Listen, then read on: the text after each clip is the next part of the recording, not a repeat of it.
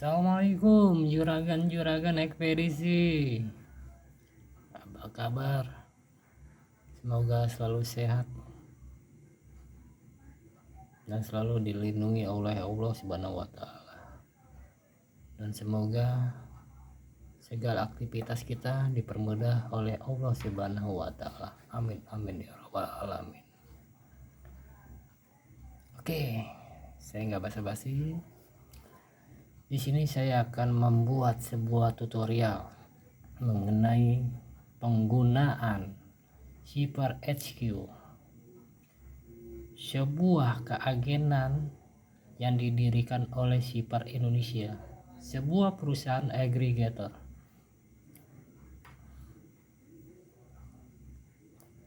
Berdiri seingat saya 3 tahun yang lalu. Oke, selanjutnya kita akan masuk ke website Shipper HQ. Kita akan mempelajari cara penggunaannya dan apa sih fungsi-fungsi dari Shipper HQ itu. Pertama kali kita memang harus mendaftar dulu. Mendaftar keagenan kita ke Shipper. Lalu kita akan mendapatkan sebuah email dan kata sandi yang dapat kita gunakan untuk melakukan atau memulai transaksi. Setelah itu kita akan diberikan SEO-nya. Kita coba kita masuk ke websitenya. Oke, di sini ada tampilan HQ.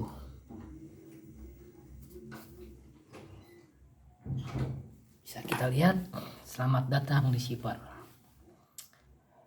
Apabila kita belum daftar, di sini akan muncul daftar sekarang. Apabila kita sudah daftar, maka kita tinggal memasukkan alamat email kita lalu kata sandinya.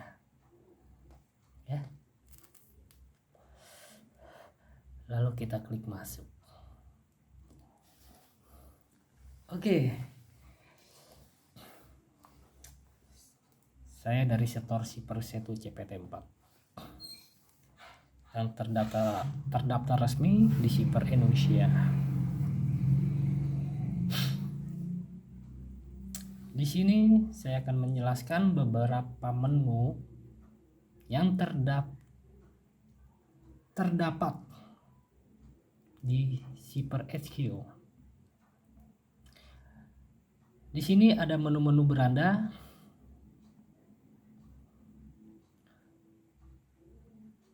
ada merchant, ada pickup, ada order, ada driver, ada laporan, dan profil serta saldo. Baik, saya akan menjelaskan satu persatu mengenai fungsi dari menu itu sendiri. Menu-menu yang terdapat di Shipper HQ. Pertama kali kita akan masuk ke menu beranda. Kita akan melihat fungsi-fungsinya dan manfaat dari fungsi dari beranda itu sendiri.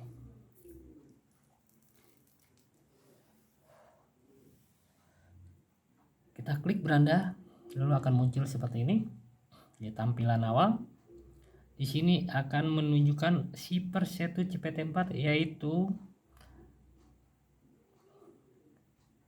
nama keagenan kita atau nama store kita. Di sini ada kode store yang terdaftar di Shipper. Ini akan otomatis akan muncul setelah kita mendaftar di Shipper. Di sini ada grafik.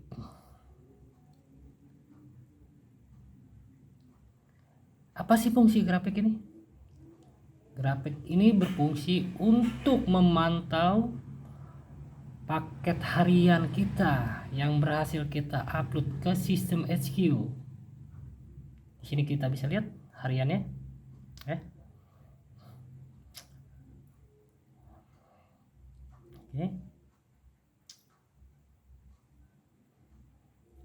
Ini fungsinya hanya untuk memantau.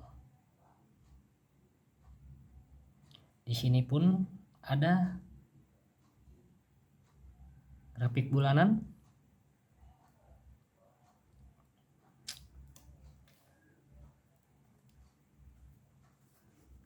Di sana kita akan melihat berapa total paket kita selama dalam 1 bulan penuh, dari tanggal 1 hingga akhir bulan. Apa sih manfaatnya grafik ini? Manfaatnya yaitu mengenai reward yang diberikan oleh shipper. Ada beberapa tahapan-tahapan untuk mendapatkan sebuah reward, yaitu dalam sebulan 500 paket, 1000 paket, 2000 paket, 4000 paket, dan 6000 paket. Di sana dari tahapan itu akan diberikan reward.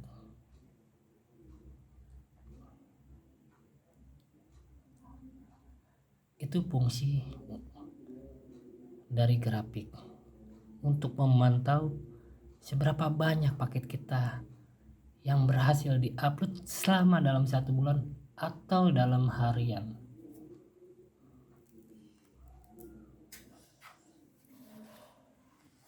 Lalu kita melangkah ke menu berikutnya, yaitu saldo balance. Di sini terdapat rupiah. Di sini berfungsi sebagai pemotongan deposit. Saldo balance yaitu deposit apabila ada transaksi reguler atau ada seorang pengirim ingin mengirimkan paketnya ke suatu daerah, maka saat transaksi akan muncul ongkos kirim, maka saldo balance tersebut akan terpotong secara otomatis. Bagaimana cara melihat reportnya? Apabila saldo tersebut terpotong, kita akan bisa melihatnya di report. Berapa sih komisi yang kita dapat dari transaksi reguler? Di sini kita bisa melihat reportnya.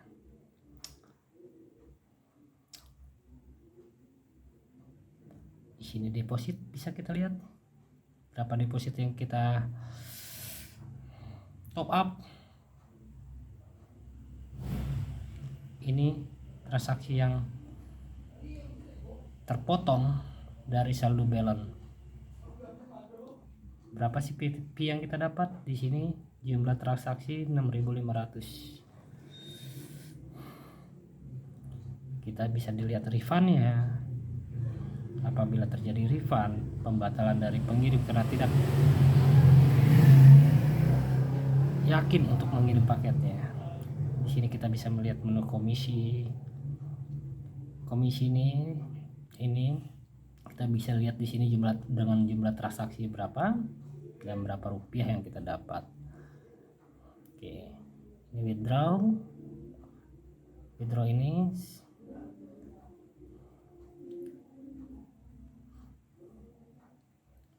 saldo yang kita tarik, yaitu dari komisi-komisi yang kita dapat dari transaksi keles dari marketplace ataupun maupun reguler. Maka uang saldo tersebut akan masuk ke saldo balance yang nantinya bisa kita tarik sendiri ke rekening pribadi kita, ya, ke rekening kita. Berapa yang kita inginkan kita withdraw. Seperti contohnya ini, saya melakukan withdraw sebesar 8.500.000. Dan kita di sini bisa melakukan download laporan dalam sebulan untuk memastikan komisi-komisi yang telah masuk ke dalam saldo balance, dan kita bisa melakukan pengecekan apakah transaksi-transaksi yang kita lakukan sudah dibayarkan komisinya.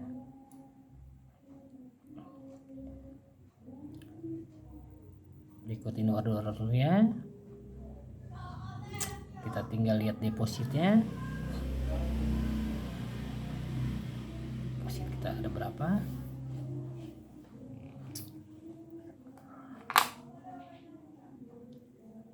Kita bisa kembali lagi ke beranda dan kita melihat fungsi dari top up. Apabila saldo balance kita habis karena sudah di withdraw, saat kita melakukan pelayanan reguler ternyata saldo kosong, kita bisa melakukan top up.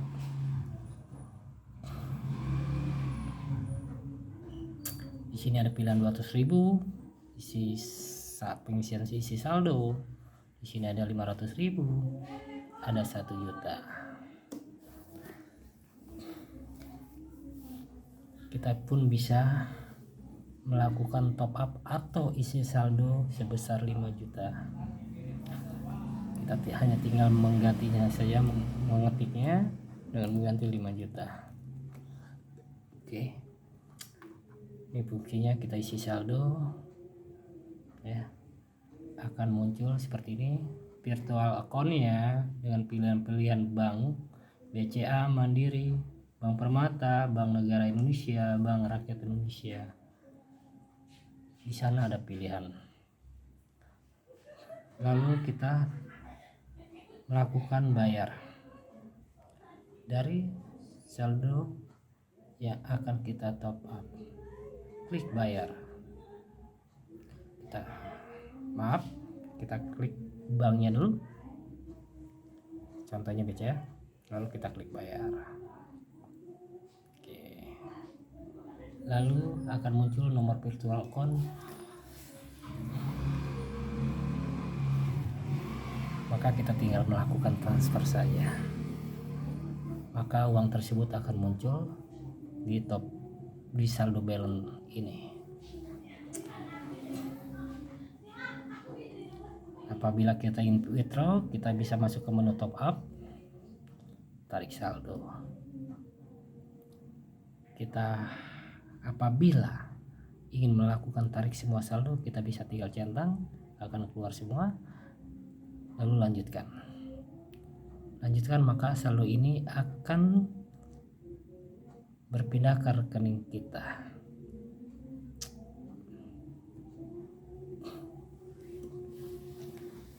Baik, untuk menu beranda sudah cukup sekian. Selanjutnya kita akan masuk ke menu merchant.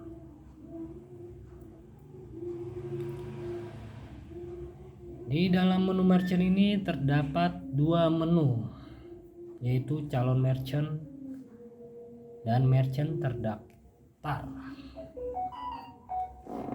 Apa sih fungsinya calon merchant dan merchant terdaftar? Calon merchant adalah calon-calon seller yang secara otomatis saat data-data ini masuk seperti nama merchant Akma Sipa ini, setelah melakukan transaksi di store kita, maka muncullah nama tersebut yang nantinya bermanfaat untuk kita untuk melakukan follow up karena nomor teleponnya masih tersave di data kita. Jadi itu mempermudah kita untuk melakukan follow up kepada calon-calon merchant kita atau calon-calon seller kita, yang tentunya akan bermanfaat untuk berkelanjutan. Lalu ada merchant terdaftar. Merchant terdaftar apabila kita melakukan pendaftaran ya, tambah merchant di sini. Kita akan melakukan pendaftaran. Tapi sayangnya kebanyakan store-store tidak mau melakukan pendaftaran merchant yang sudah terdaftar, yang sudah berlangganan di kita, karena menyangkut privasi dan jangka panjang yang berkelanjutan. Oke, kita lewatkan saja untuk merchantnya karena kebanyakan store jarang melakukan fungsinya atau memfungsikannya ya. Baik, kita selanjutnya ke menu pickup.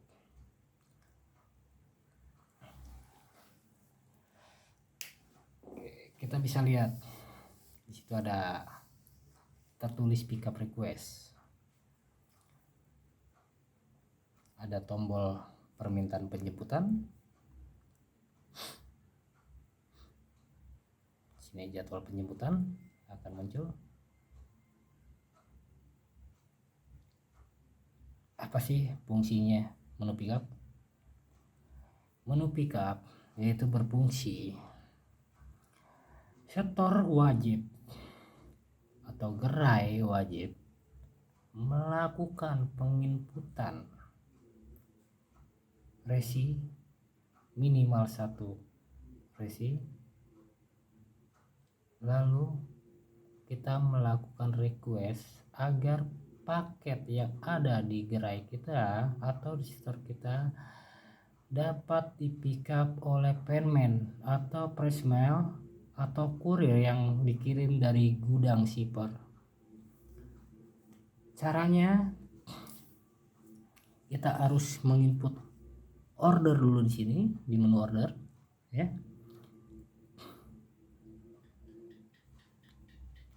Maaf, di beranda pun bisa. Di beranda kita buat order baru ya. Kita buat order.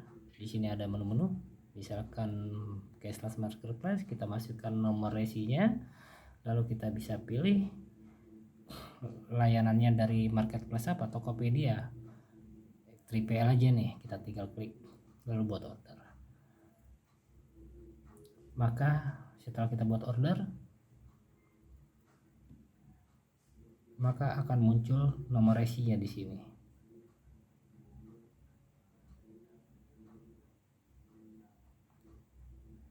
Oke. Setelah muncul nomor resinya, nomor OID-nya dan 3PL-nya, maka kita segera melakukan request pickup di menu pickup, lalu klik permintaan penjemputan, lalu centang, lalu kita submit. Di sini akan ada pilihan pilih hub, misalkan hubnya Ciputat atau Pasar Minggu atau Pasar Rebo atau Bekasi atau Bogor atau di Surabaya atau dimanapun hub itu berada, dimanapun tempat kita store kita terdaftar. Oke, kita jemput minta pickup di hari Senin, kita klik Senin, lalu kita ajukan penjemputan.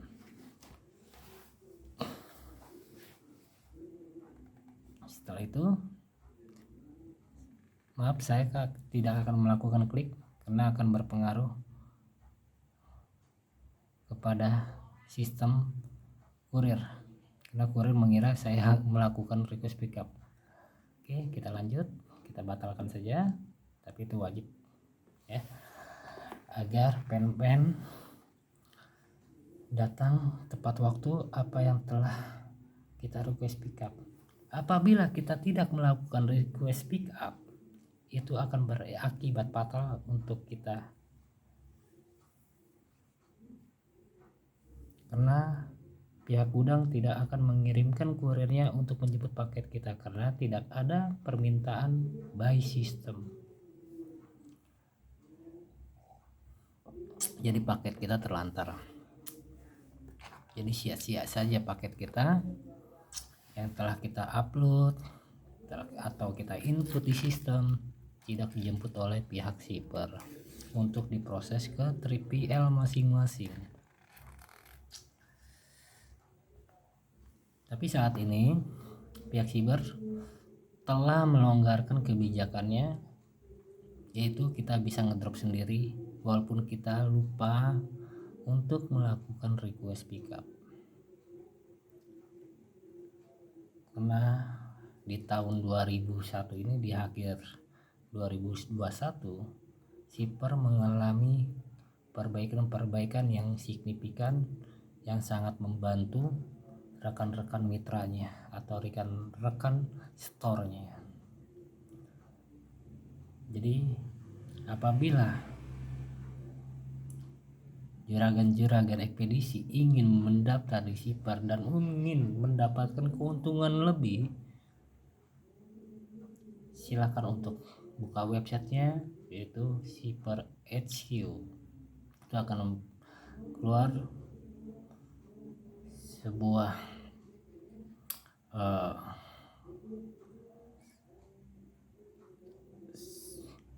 menu yang ditunjukkan